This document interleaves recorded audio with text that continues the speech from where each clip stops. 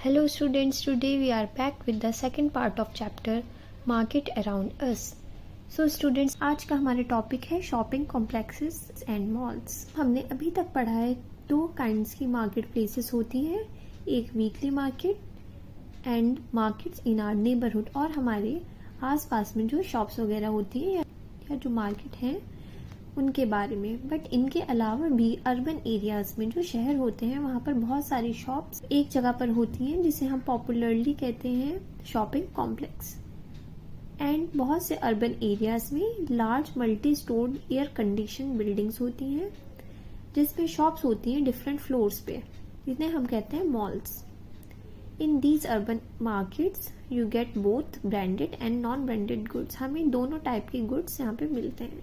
As you have read in the chapter on advertising, branded goods are expensive, often promoted by advertising and claims of better quality. So हमने advertising वाले chapter में पढ़ा है कि जो branded goods होते हैं वो जनरली एक्सपेंसिव होते हैं एंड उन्हें प्रमोट किया जाता है और बताया जाता है कि उनकी क्वालिटी बेटर है। The companies producing these products sell them through shops in large urban markets, और उनकी कंपनीज उन्हें इन लार्ज शॉप्स जो अर्बन मार्केट्स में होती है इनके थ्रू सेल करते हैं, जिसे हम आज के टाइम पे शोरूम्स कहते हैं। सो नॉन ब्रांडेड गुड्स के कंपैरिजन में बहुत कम लोग इसे अफोर्ड कर पाते हैं और बाय कर पाते हैं। Now the next topic is chain of markets. So हमने अलग अलग टाइप के मार्केट्स के बारे में पढ़ लिया है जहाँ से हमें चीजें खरीदने के लिए मिलती हैं। सो स्टूडेंट्स, आपको क्या लगता है, शॉप ओनर्स खुद उन गुड्स को बनाते हैं या फिर वो उन्हें कहीं से लाते हैं?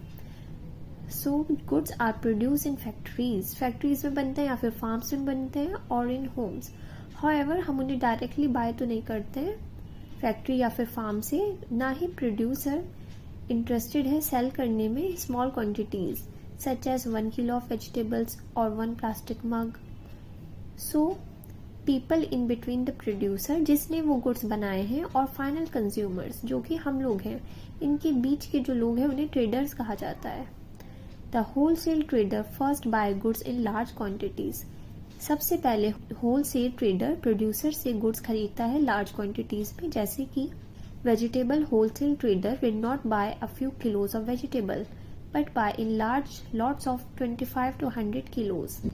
इन लार्ज क्वांटिटीज ट्रेडर चीजें खरीदता है from the producer, then it will sold to other traders, then wholesale traders others traders को वो चीजें सोल्ड करते हैं।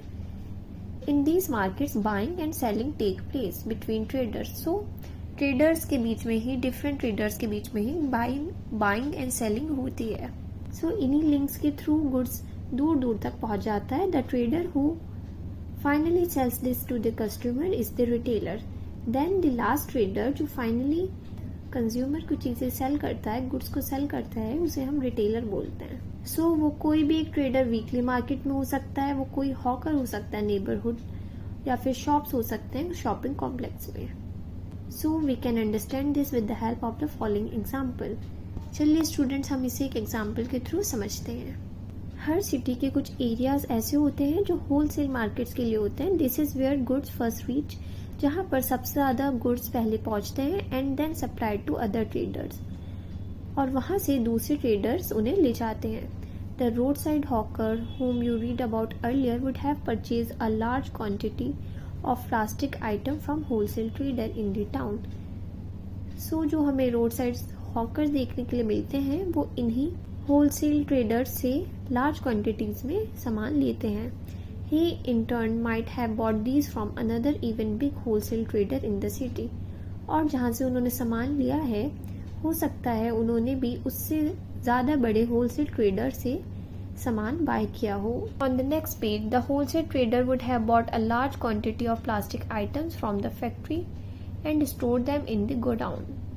So wholesale trader ने लार्ज क्वांटिटी में प्लास्टिक आइटम्स फैक्ट्री से ली हैं, देन उन्हें स्टोर कर दिया गोडाउन में। इन दिस वे जो चेन ऑफ मार्केट है वो बनती है और हम परचेज करते हैं बहुत से सामान, but we may not be aware of the chain of markets through which these goods travel before they reach us. So students, आज हमने ये समझ लिया है कि जो भी हम कोई भी छोटी से छोटी चीज़ या फिर कोई बड़ी आइटम भी लेते हैं तो वो हमारे पास किस टाइप से चेन ऑफ मार्केट से होकर आती है।